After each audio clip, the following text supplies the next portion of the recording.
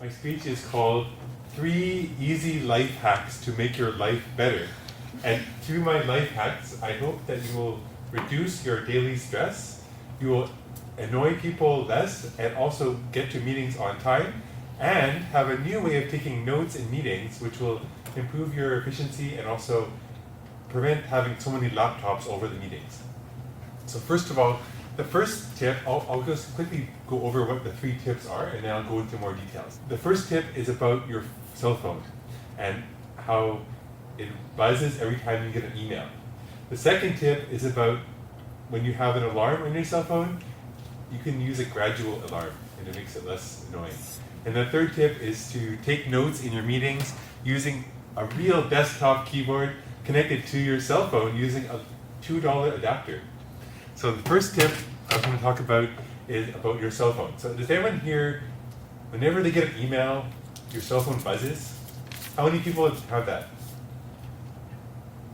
Almost everyone? So does this ever annoy you? Like, email was never supposed to be something that is causing you to react immediately. Email was designed that you would send someone an email, and maybe when they check the email later on that day, they'll get the message and reply. But with cell phones nowadays, when you install Gmail or any other app, as soon as you get an email, your phone will buzz and will show a notification. And this is actually causing a lot of people stress. And there's been studies that if you get a buzz, even if you're driving or something and you get a buzz, you become distracted. So even if you didn't check the message, the fact that you know you have a message waiting adds cognitive load on your mind, and you're not able to concentrate as well at your task at hand. So one thing you can try doing is set your email application on your phone to not buzz when you get a message. Sure, it can still show a message on your phone, but when you check your phone, you'll see it. But don't have a buzz in your pocket. This will help you reduce your stress during the day and make you less a slave of these people sending you emails all day. That's the first tip. So try it and see what you think. The second tip, now I'm going to tell you a bit of a story. I was always late for meetings. I would always miss meetings, I would be late for meetings. Outlook, for some reason, on my computer doesn't pop up anything when I get a meeting reminder. It doesn't pop up anything.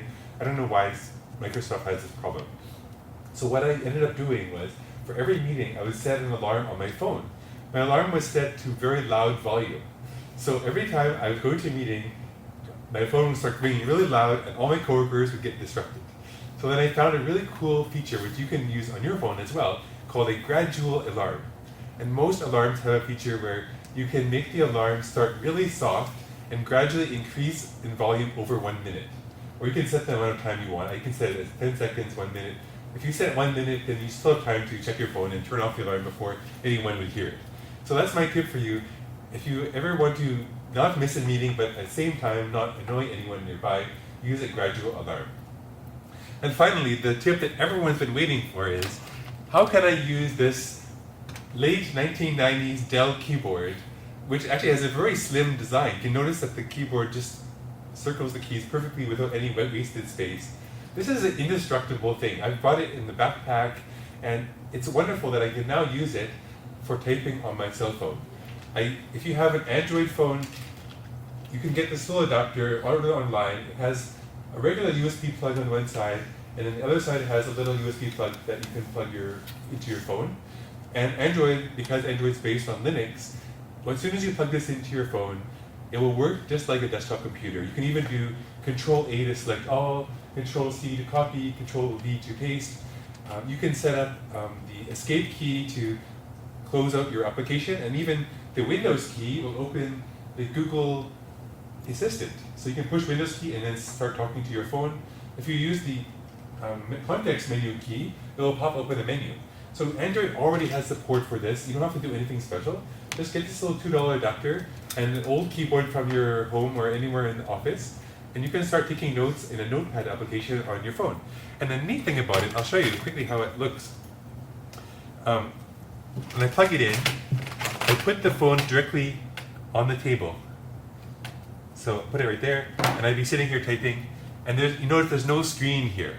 So people don't feel like you're blocking, there's nothing blocking you from your rest of your meeting participants. For example, Cheng Cheng there has a laptop. It looks like maybe he's focusing a bit more on the laptop than the meeting. So definitely, well, of course he's not. Like, he's very captivated by my speech. But if you have a cell phone on the table, it's less disruptive. Everyone always has cell phones on the table. So you can start taking notes in the meeting and don't feel like the laptop is in the way. So to summarize, the 3 tips are, first of all, to not have your phone to buzz when you get an email. That will reduce your cognitive load when you are doing tasks such as driving or concentrating on other tasks. And then the second tip is to use a gradual alarm. It works well in the morning too if you want to wake up with a gradual alarm, or any time during the day when you have an important meeting. And thirdly, try getting an old keyboard, your favorite old Dell keyboard or any other one, and use it as a note-taking device. Through these 3 life tips, I hope you will reduce your stress, be more effective in meetings, and stop disrupting your coworkers or your partner in the morning when you're waking up, at the same time as making yourself on time for every meeting you go to. So that is my tips. But before I close, did anyone have any questions or comments? Yes? Question. Where does those notes get saved on your phone? Like, Okay. What area would they be saved? The question from the guest here was, where does the notes get saved on my phone? So what I normally do is I use an application called Fast Notepad, which just types the notes and saves it on the phone. But after I finish the meeting, before I leave the meeting room, I email it to myself. So then the notes end up in my inbox. And then I always check my inbox, and then I was able to process whatever I wrote down and copy it to, say, my notes application on my desktop, or send it out to other people who are in the meeting that I was in. So it's a good question. Thank you. Any other questions?